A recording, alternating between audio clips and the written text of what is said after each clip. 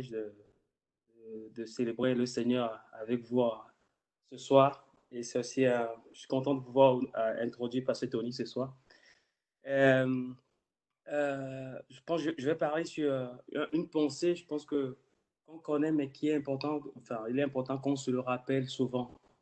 Et si je dois donner un titre à ce passage, je dirais la vie que Dieu nous donne et la vie que Dieu nous propose. Quelle est la nature de la vie que Dieu nous donne. Et on va faire un voyage dans la Bible, on va s'attarder sur 4 versets autour d'un mot. Le mot grec, c'est doréan. On n'a pas besoin de le noter. Doréan. Et ce mot est traduit par gratuitement, librement, mais il est aussi traduit par sans cause. Et on veut, et j'aimerais en tout cas, à travers ce passage, autour de ce mot, voir et découvrir la vie que Dieu met à la disposition de chacun de nous. Donc avant tout, on va prier et nous allons remettre ce temps et ce partage et tout ce que entre les mains de notre Seigneur. Père, nous te bénissons et nous te demandons de oindre, Seigneur, ce culte, Jésus, ce rassemblement des saints, même si on n'est pas ensemble. On sait que tu es ce Dieu qui est partout à la fois et merci de oindre toutes les prédications que nous allons et les enseignements que nous allons recevoir ce soir. Oindre-les à nos cœurs et que ta parole puisse trouver de la place dans nos cœurs, Jésus. Merci, en ton nom précieux, nous avons prié. Amen. Le premier passage que j'aimerais qu'on lise ensemble se trouve dans Jean chapitre 15, le verset 24 à 25. Jean chapitre 15, verset 24 à 25, je lis. C'est Jésus qui parle. Il dit, « Si je n'avais pas fait parmi eux des œuvres que nul autre n'a faites, ils n'auraient pas péché. Mais maintenant, ils les ont vus et ils l'ont haï, et ils ont haï, et moi et mon Père. Mais cela est arrivé afin que s'accomplisse la parole qui est écrite dans leur loi. Ils m'ont haï sans cause. » Et s'il est intéressant, lorsqu'on lit les évangiles, de voir que Jésus n'a pas cessé de manifester qu'il est le Messie par des œuvres qu'aucun prophète n'a pu faire. Il a ressuscité des morts, il a donné la vie aux aveugles. Il est aussi intéressant de voir que la réponse qu'il a reçue de la part de son peuple, c'était un rejet. Il a été rejeté alors qu'il manifestait la vie de Dieu. Et en étudiant, en méditant un peu là-dessus, il y a ce passage, vous savez, dans Matthieu chapitre 23, verset 37, où Jésus dit ceci, « Jérusalem, Jérusalem, qui tue ses prophètes et qui lapide ceux qui te sont envoyés. Combien de fois ai-je voulu te rassembler comme une poule rassemble ses poussins, mais tu n'as pas voulu. » Et je me suis dit, il est intéressant de voir que tout ce que Dieu fait dans nos vies, ces instructions ont pour but de nous donner, de nous proposer un endroit de sécurité. Il a voulu rassembler ses enfants comme une poule rassemble ses poussins sous ses ailes. Et la parole de Dieu vient pour ça, pour nous proposer un lieu de refuge, un lieu de sécurité. Nous pouvons être en paix. Et les Juifs ne l'ont pas accepté, ils l'ont haï, ils l'ont rejeté. Et non seulement les Juifs, toute l'humanité, puisque nous aussi nous l'avons rejeté, nous l'avons crucifié. Et ici, le mot, c'est qu'ils m'ont rejeté sans cause. C'est-à-dire qu'il n'y a rien dans la vie de Christ qui méritait ce qu'il a subi. Il a été haï sans cause. Il a été rejeté sans cause. Il a été méprisé sans cause. Et l'humanité l'a méprisé sans cause. Et je l'ai méprisé sans cause. Et nous l'avons méprisé sans cause. Mais le point de savoir quelle maintenant est la réponse de Dieu face à ce mépris. D'accord? Quelle a été la réponse de Dieu? Et cela nous amène au deuxième passage que nous allons voir ensemble. C'est Romains chapitre 23, chapitre 3, versets 23 à 24. Romains chapitre 3, versets 23 à 24.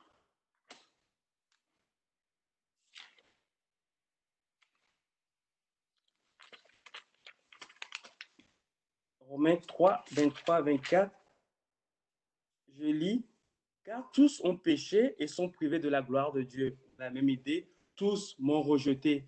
Et d'abord, c'est intéressant ici de savoir que tous ont péché, c'est un autre temps, c'est un fait, on a tous péché, mais ils sont privés de la gloire de Dieu, c'est au temps présent. Ça dit qu'ils sont continuellement privés de la gloire de Dieu. Ça dit tant que nous sommes sur cette terre, dans notre état de pécheur, nous sommes continuellement privés de la gloire de Dieu. Mais il dit ceci, et ils sont gratuitement justifiés par sa grâce, par le moyen de la rédemption qui est en Christ. Quelle a été la réponse de Christ qui a été rejeté sans cause? Lui nous a justifiés sans cause. Il nous a aimés sans cause. Il n'a pas attendu qu'on amène quelque chose à la table. Et en méditant aujourd'hui, je pensais à, vous savez, à des entreprises à responsabilité limitée ou à des entreprises anonymes où les actionnaires peuvent amener chacun une part pour euh, commencer l'entreprise. Et nous n'avons rien à apporter. Nous n'avons pas d'apport. Ou lorsqu'on veut faire un emprunt pour acheter un bien immobilier, les banques demandent un apport. Et nous n'en avons pas. Mais Christ nous a accepté, nous a justifié sans cause. Et ce point intéressant, vous savez, ce point pas de. Et c'est ça ce sujet que tous on connaît, mais qu'on a besoin de conseiller tous les jours. Il nous a justifié sans cause. Qu'est-ce que cette justification? Que signifie être justifié? Vous savez, je lisais un commentaire où l'auteur disait, lorsqu'un homme est reconnu coupable devant la loi, même si la personne que cette personne a offensée lui pardonne, il est toujours coupable. Il est, sa culpabilité sera enlevée que lorsqu'il y aura le verdict du juge non coupable.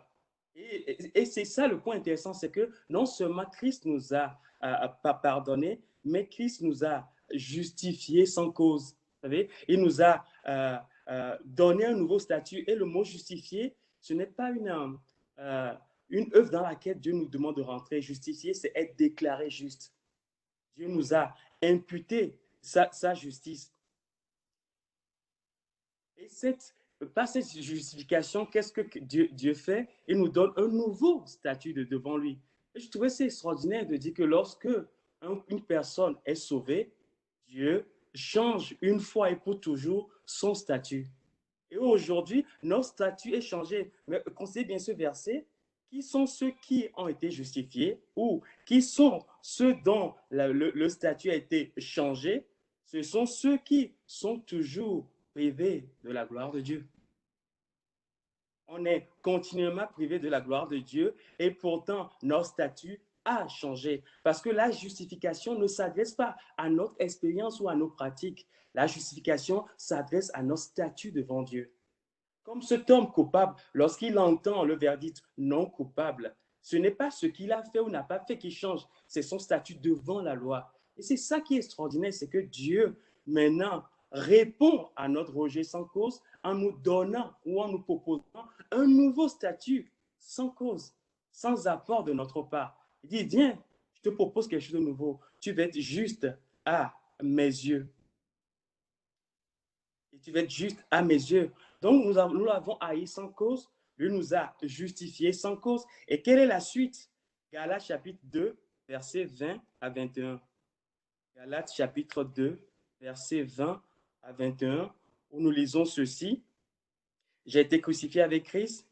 Et si je vis, ce n'est plus moi qui vis, c'est Christ qui vit en moi. Si je vis maintenant dans la chair, je vis dans la foi au Fils de Dieu qui m'a aimé, qui s'est livré lui-même pour moi. Le verset 21, je ne rejette pas la grâce de Dieu, car si la justice s'obtient par la loi, Christ est donc mort en vain. Encore ce mot, sans cause ou en vain. Maintenant, la troisième étape, c'est que Christ aimerait tellement que cette vie donnée sans cause ne soit pas vain dans ma vie. Il aimerait que cette vie ne soit pas vaine dans ma vie, que cette vie puisse porter des fruits à sa gloire. Il est mort pour que nous soyons libres de marcher avec lui, lui libre de le servir, libre de l'adorer, libre d'être des hommes et des femmes de Dieu. Et le désir du Père, c'est que cette mort de Christ pour nous acquérir cette liberté ne soit pas vaine. Or, Paul dit ici, la loi, si la justice est produite par la loi, alors Christ est mort en vain. Et en méditant, je me dis, la loi touche quel aspect de la vie? La pratique. Tu ne dois pas faire ou tu ne dois pas faire. Et voilà, et en plus, je me dis, qu'est-ce que le diable utilise pour nous condamner ou pour nous accuser? Ce que nous faisons ou ce que nous ne faisons pas. Vous savez, dans les évangiles, nous voyons à un moment donné les pharisiens pousser Jésus à pécher afin de trouver un moyen pour l'accuser. Donc, le diable, dans sa façon d'agir, veut nous amener sur un terrain. Nous allons essayer maintenant de vivre cette vie que Dieu nous propose en essayant par notre piété, par nos décisions, d'acheter quelque chose de Dieu alors que Dieu nous l'a donné sans cause. Il nous l'a donné sans cause. Donc, le point le suivant, si ma vie de tous les jours n'est pas une vie basée sur cette justice imputée, cette justice sans cause, alors la mort de Christ sera vaine dans ma vie.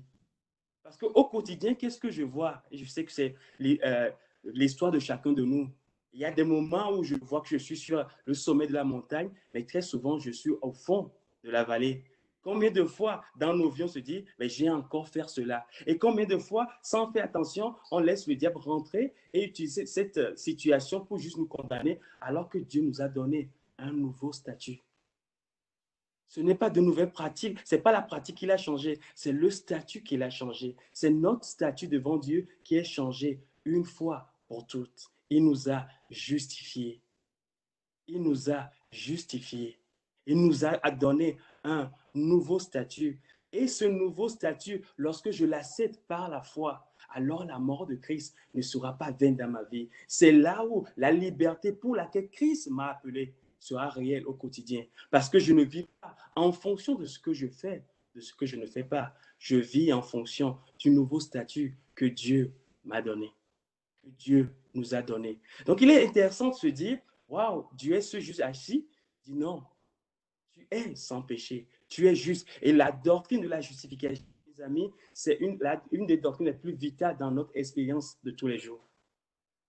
C'est une des doctrines les plus vitales dans notre expérience de tous les jours. Parce que c'est David dit, mon péché est devant moi dans je ne sais plus quel psaume. Et très souvent, nos péchés sont devant nous, nos erreurs sont devant nous, nos manquements sont devant nous. Alors que Dieu dit, oui, mais je t'ai donné un nouveau statut. Mais je pêche encore, oui. Retournons dans Romains. Ceux qui sont continuellement privés de sa gloire sont ceux-là qu'il a justifiés une fois pour toutes. Donc je sais que tu es continuellement privé de ma gloire. Mais la grande vérité, c'est que ton statut a changé. Et combien Dieu désire que nos yeux soient fixés sur ce statut qui a changé, cette nouvelle vie qu'il nous a donnée. Et la quatrième chose, lorsque cette vérité est acceptée et crue et vécue, cela nous amène au quatrième point, 2 Corinthiens chapitre 11, 2 Corinthiens chapitre 11, verset 7.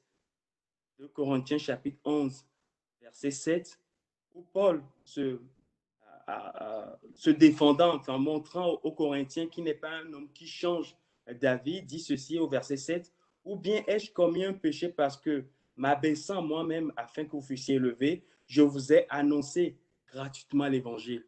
Je vous ai annoncé l'évangile sans cause. Il n'y a rien qui vient de vous qui m'a poussé à vous annoncer l'évangile. Et vous savez, mes amis, annoncer l'évangile, ce n'est pas juste en parole, on le sait, c'est aussi en acte. Lorsque la vérité de la justice imputée est reçue, mes amis, il se passe une chose extraordinaire. C'est que maintenant, je peux donner la vie de Dieu aux autres sans cause. Je peux maintenant donner la vie de Dieu aux autres sans cause.